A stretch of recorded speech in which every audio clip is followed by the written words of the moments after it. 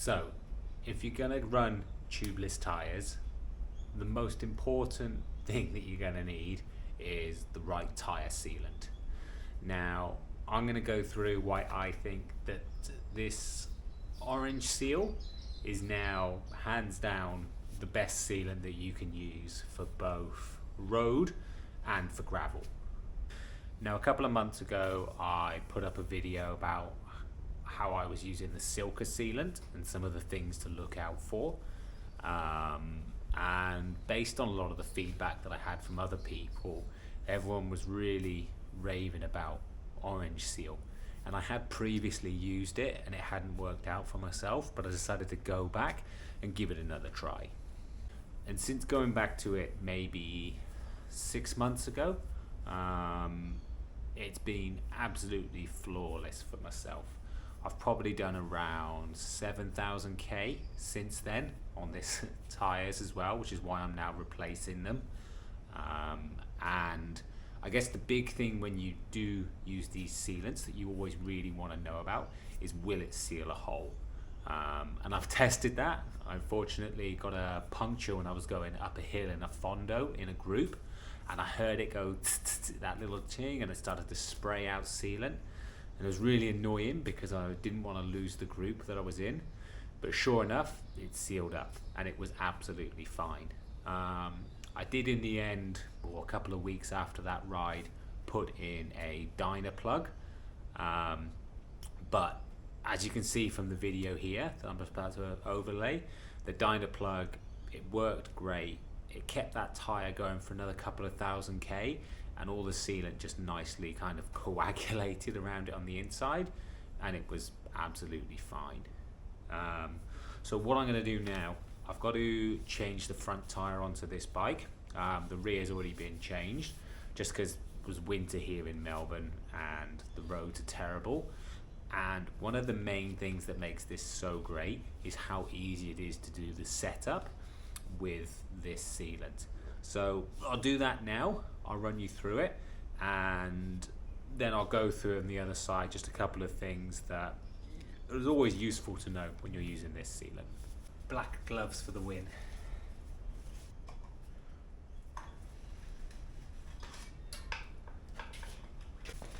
Alright, let's get this old one off. I'm going to take the tyre valve off because it just always makes it easier anyway. There she goes. Now, not long ago, put some new sealant back in this wheel. So as you can see, it's splurging out everywhere. But we'll tidy that up in a second. It's probably also because I run about, I don't know, a good 60 to 80 mil of sealant, even in a road tyre. Just because I figure it's better to have it in there than not enough. I never worry about the weight. You also don't have to worry about using tyre levers these days. I mean, these are Schwabel ones, which are meant to be really tight and hard, but they go on and off with your fingers absolutely fine. Oh well, tyres do me well, off to the bin it goes.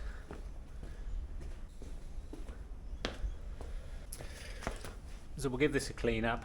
The main thing I'm going to do as well is give it a good clean around the valve, just because you often find that it gets a bit gunked up over time anyway. And it's off, so it's easy. Alright,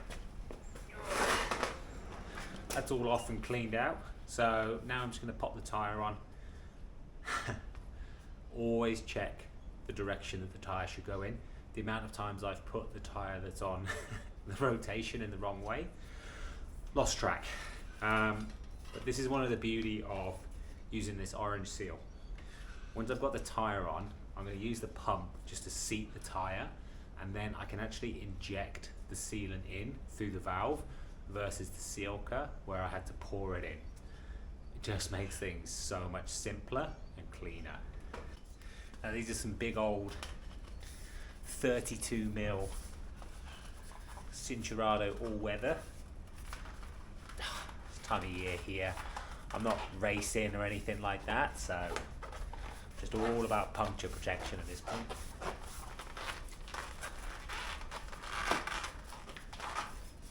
There you go, that wasn't hard, was it? Nice and easy.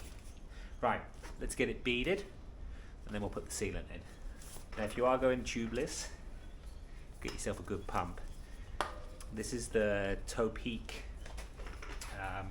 Joe Blow, and it's got a tank that you can pressurize and then just blow it in. Makes life so much simpler.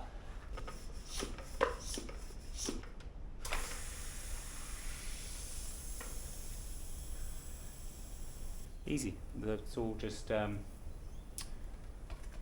beaded on nicely. So what I'll do now is I'll take the pump back off, let all the pressure back out, and then I will inject in the new sealant. It's one of these lovely little syringes. So we're just going to pop it in. I normally go, look, at least 60 mil. Some people only do 20 or something like that. And I guess if you're racing, you are worried about the weight. But for me, the more the merrier. Especially as if you ever were to get a hole, so you're going to lose some of it anyway. So I'd rather just have a little bit more in there. So with this one, you just thread it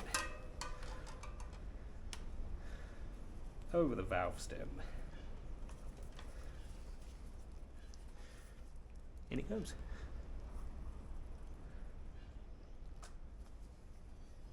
Just give that a second just to run in there. Hands are dirty now.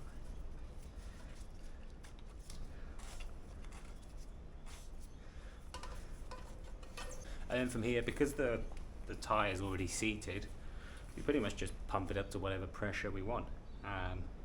These are 32s, so I run about 50 psi in that. And at this time of year with the state of the roads in Melbourne, it's actually pretty comfy. It does help at this point when you put the valve core back in.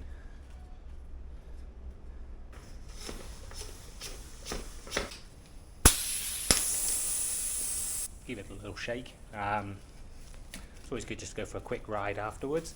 It just helps bed it all in. Get it all in around the little nooks. Get it back on the bike.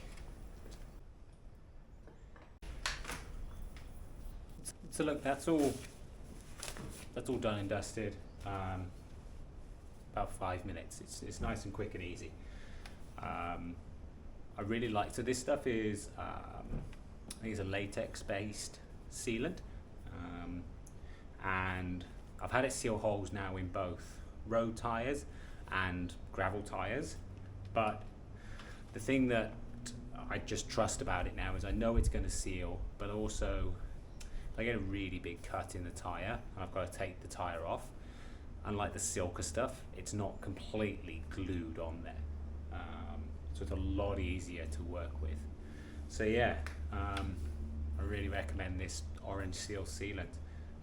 Pair it with a set of Dyna plugs and you're good to go. But I'm still keen to know what other people's thoughts are and experiences with this orange seal. For me, it's been pretty, I said, it's been pretty flawless. I'm gonna keep using it. So yeah, at least it works.